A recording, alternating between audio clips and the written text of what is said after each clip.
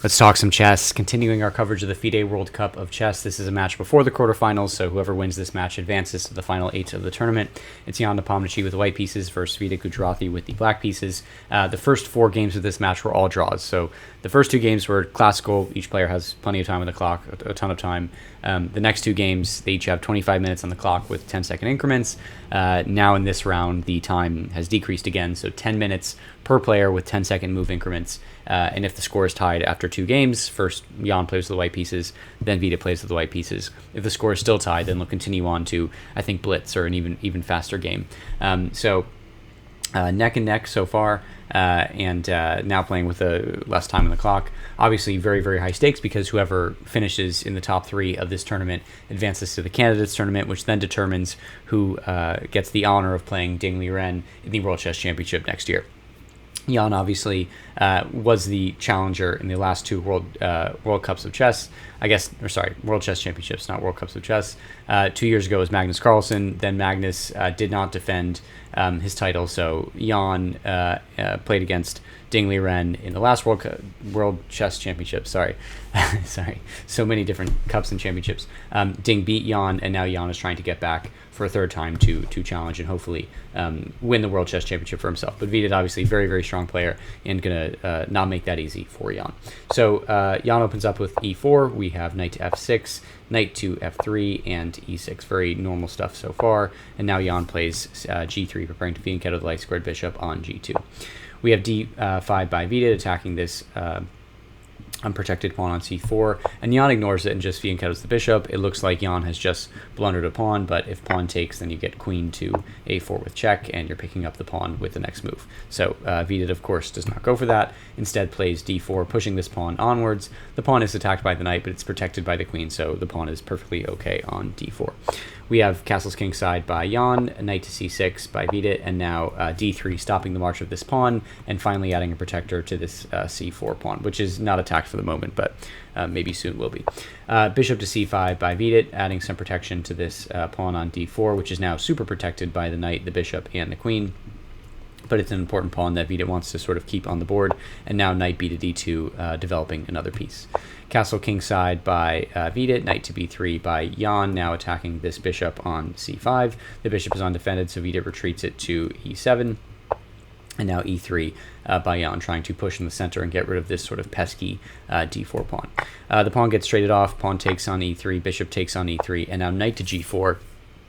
A sort of aggressive-looking move by Vidit here, attacking the bishop on e3, and Jan wants to keep his bishop, or at least trade a bishop for a bishop instead of a bishop for a knight. So bishop to c5, bishop takes, knight takes on c5, and now b6, attacking the knight on c5. Jan ignores it for the moment and plays knight to d2. Well, sorry, doesn't ignore it for the moment. It looks like this is a blunder because the pawn can take knight on c5, but with a knight moving away from f3, this opens up a vidit attack from the queen to the knight, so you could just take back, and so that is totally fine. So Jan not truly ignoring his knight here on c5, and Vidit doesn't want to double up his pawn, so instead he plays knight g to e5, getting the knight out of the way of the queen's attack on g4. Now Jan moves his knight back to b3, knight c to b3, getting out of the way of this pawn, and now bishop to b7, fianchettoing opposite the other light squared bishops. So now these 2 light squared bishops will sort of battle on this very important diagonal, although probably a little bit more important for Jan, at least to protect his king sitting on g1. d4 now by Jan, pushing in the center, forcing this knight to move away. You can't, well, yeah, we'll see. I don't want to give anything away. Knight to g6 now, getting out of harm's way, and now rook to e1 by Jan, getting the rook on a semi-open file, and just a generally good principled move. Now we have a5 here by Vidit, and the idea is very clear. This d4 pawn, which I didn't want to sort of talk about earlier, because now we're going to talk about it now, it's attacked twice by the knight and the queen. For the moment, it's defended once by the knight on b3. The problem is, even though it's attacked twice, you can't necessarily just capture right now, because let's say knight captures, queen captures, then the bishop on b7 is hanging, and bishop takes bishop, and this is, Jan is up a piece, and this is totally fine. So even though it's attacked twice, you can't take it yet with the knight and the queen, because you leave the bishop hanging. So instead, Vidit tries to remove the defender of this d4 pawn by playing a5 with, obviously the next idea is a4, kicking this knight away. And Jan doesn't play the move recommended by the engine here, which is a4, preventing, of course, that pawn from advancing to preventing the pawn from advancing to a4. Not sure why. Maybe he doesn't like the way this pawn structure looks. Certainly doesn't look very good or reasonable, or maybe he just saw another line that we'll sort of talk about where he's like, I'm going to win back my pawn and get and have a fine position. So instead he plays knight to f3, adding actually 2 more defenders to the d4 pawn, so both knights and the queen now defending the d4 pawn. But now there's also no threat of bishop takes bishop on b7 because the knight on f3 is blocking the light squared bishop in. So we'll keep an eye on that. And now, of course, a4, kicking this knight away from the defense of this pawn. And now knight to c1 by Jan. And now you can sort of start to see the pressure building on this pawn. There are 2, the knight and the queen, as we talked about, are defending it. Now the knight really is defending it because there's no threat of leaving the bishop hanging. And Jan is defending it twice, but sort of we'll see what happens as that goes along. So a3, Vidit has just spent the last 3 moves on this pawn, but there are 3 moves that were well worth making because now the pawn has moved all the way from a7 to a3, and now it's a very advanced pawn with a rook behind it. And here Jan just plays b3, doesn't want to mess up his pawn structure or even take on a3 and allow the rook to come to a3 and be very active on the 3rd rank. So instead he just plays b3, locking this position down. But now queen to d6 by Vidit, staying in the attack of this d4 pawn and getting the queen off the back rank. And here's the move where Jan, unfortunately, things start to sort of slide the wrong way for Jan. He plays knight to d3. And his idea here, as we'll see, is to give up this pawn he'll win the pawn back eventually and hopefully get some sort of attack going, but we'll sort of see how that works out for him.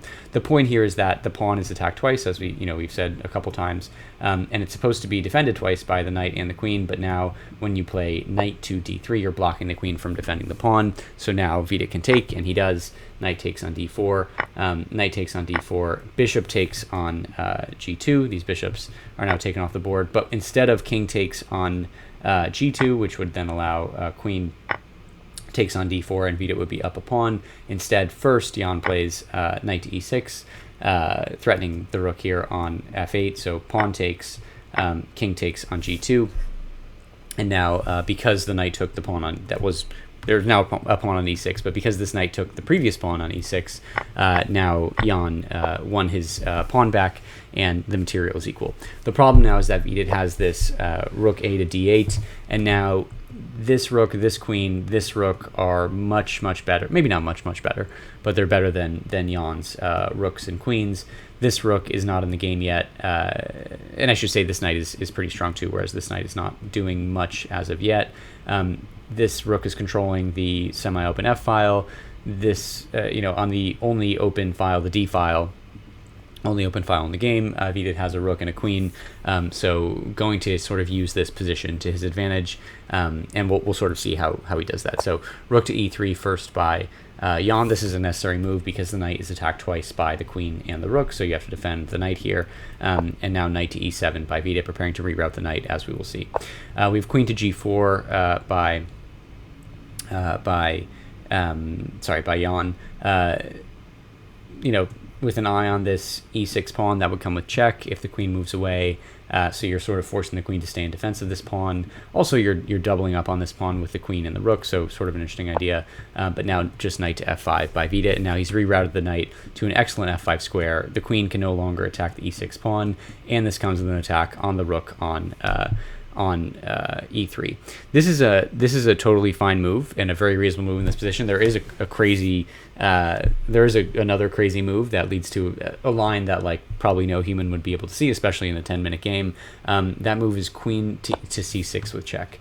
And now the only real move that makes sense here is king to g1. Well, maybe there are a couple moves, but this is the best move. And then knight to f5, attacking this rook on e3. Rook moves to f3, staying in defense of the knight. It has to stay in the defense of the knight because the knight is otherwise undefended from the rook on d8. So rook to f3, attacking the knight now on f5. But now a wonderful rook lift to d4. The rook is protected by the knight and attacking the queen on g4. Queen runs to h5, but now g6, attacking the queen, and the queen is very quickly running out of viable squares to go to. So instead here you can play knight to e5, attacking black's queen. After the queen moves to d6, then knight takes on g6. And here, basically, the point is that the knight is hanging and the queen is hanging, so you just give up the knight to get 2 pawns and check the enemy king with queen to g6 with check. But after the knight blocks on g7, the attack is over.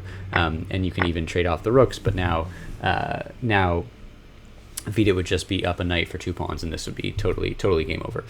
So kind of a crazy line. Maybe Vidit's able to find it if he has more time on the clock. This is a 10-minute game, so we can't blame him, of course, for not finding it. We just figured we would show that there. But knight to f5, very fine move, attacking the rook, totally reasonable. And here Jan just moves the rook to f3. Queen to c6 now, kind of similar moves that we saw in the other line, but obviously a different order. The queen is now pinning the rook to the king on f2. And here now, again, very similar move to what we saw, knight to e5, attacking the queen on c6. The queen retreats all the way to a8, staying, keeping the pin of the rook against the enemy king, and Jan breaks the pin with king to g1, but now rook to d4. Again, very similar moves to what we saw in the hypothetical line. The knight is protecting the rook, which is attacking the queen. So here Jan blocks with rook to f4. Fortunately, his rook is no longer pinned to the king, otherwise he would not be able to legally make such a move. We have rook to d2, and now this is a pretty important rook because it's very active on the second rank. It's also attacking this a2 pawn.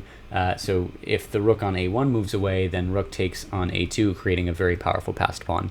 So this is sort of, this pawn has been a thorn in Jan's side the whole game. It kicked away the knight, which sort of started off all this. But now it's knocking on the door. Of course, there's a pawn in front of it, but it's knocking on the door of potentially being promoted if this pawn falls. And the pressure on this pawn prevents the rook on a1 from really getting into the game and being a force. And so essentially Jan sort of is almost down a rook because this rook is doing nothing but defend the pawn on a2.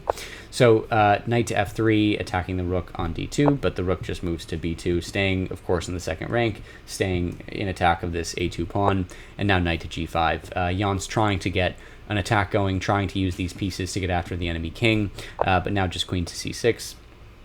Getting the queen back on a good defensive square, and now there's no knight on e5 to prevent the queen from coming to c6, so that's all fine. Rook to e1 now by Jan. He decides to give up this pawn. For the moment, Vidit won't take this pawn, as we'll see, because Jan is threatening to capture this e6 pawn, which is a bit more important at the moment. Instead, you don't want to, let's say, you take with the rook, then you don't want to allow knight takes on e6. Now you're threatening all sorts of, well, the knight is protecting g7, but the rook can take the knight, and then the queen and the knight are threatening checkmate on g7. So Vidit doesn't want to allow this. Instead, he just plays rook to f6, protecting this pawn. And now Jan retreats the queen to d1, potentially ideas of getting in behind the defense with queen to d8. The knight is protecting this f7 square, so the king, would be able to escape and maybe some counterplay that way. But now just g6 here by Vidit, kicking the knight. Essentially you don't have checkmate in one because the rook can block here on f8, so that doesn't work, which you probably saw. So instead, knight to e4, attacking the rook on f6, rook retreats back to f8, and now g4, kicking this knight away from f5. Knight to d6, offering a knight trade on e4. Jan instead takes up the rook trade. Rook takes, king takes, knight takes, queen takes. But now, I'm sorry, I messed up. I'm sorry. So this was kind of the crucial moment of the game. This is actually an okay position. I think Jan can play this to a draw and continue to fight on. Unfortunately here, the move, well, he plays this move. He plays knight takes on d6. See if you can find, while I give you a couple seconds, the proper move to keep Jan in the game. Again, while I give you a moment. Okay.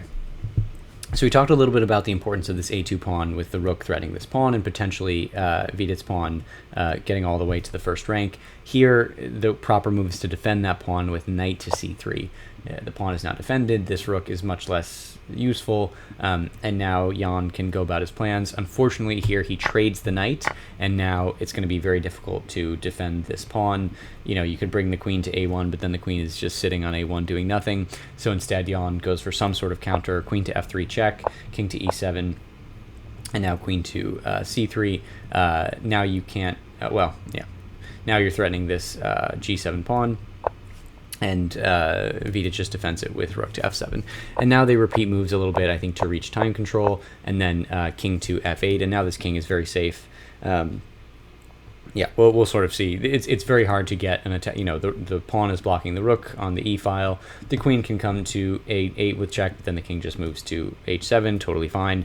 So Jan's attack, unfortunately, has petered out, and he has this problem of rook takes on a2, always threatening in the background. So here, rook to d1, attacking the queen, trying to get some counterplay. Again, Jan's queen is defending the rook, so you can't capture the rook back.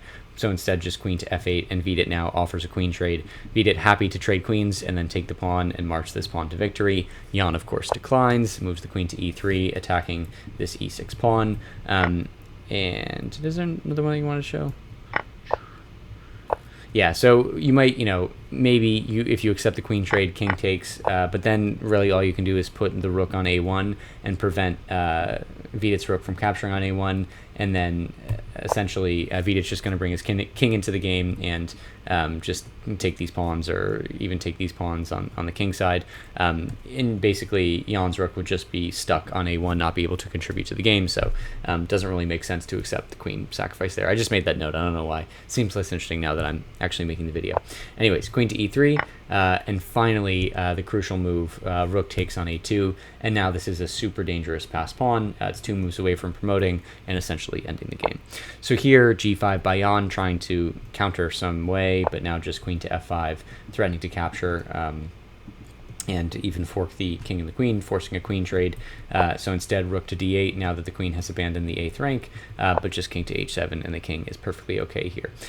G captures on h6, rook check to a1, freeing up the a2 square with the tempo. King moves to g2, queen to g4 check, and now Jan is pretty much forced to offer up a queen trade, which, of course, Vidit accepts. So queen takes on g3, h takes on g3, king takes on h6, and now just rook to a8 by Jan, and now this is desperation time, trying to get in behind this passed pawn on h3, but now e5, b4. I want to see what move the game actually ended on. Let me see. Okay, I now know when the game ended. A2, now 1 move away from promotion. C5, Vidit just locks it down with b5, not allowing any counterplay by Jan. King to f3, king to g5, preventing this king from really getting into the game in an effective way. Rook to a7, e4 with check, king retreats, king to f6, g4, g5, preventing the pawn from moving any further. c6, now all these pawns cannot move. If this pawn moves, it's captured, so that doesn't work. King to e6, king to h2, king to d5, rook to a6, and now king to c4. And in this position, Jan resigned the game. The king is gobbling up this pawn here on b4, or it's coming to help out to promote this pawn on, if the king gets to b2, then the rook can just move away. Sorry, I don't know what just happened there.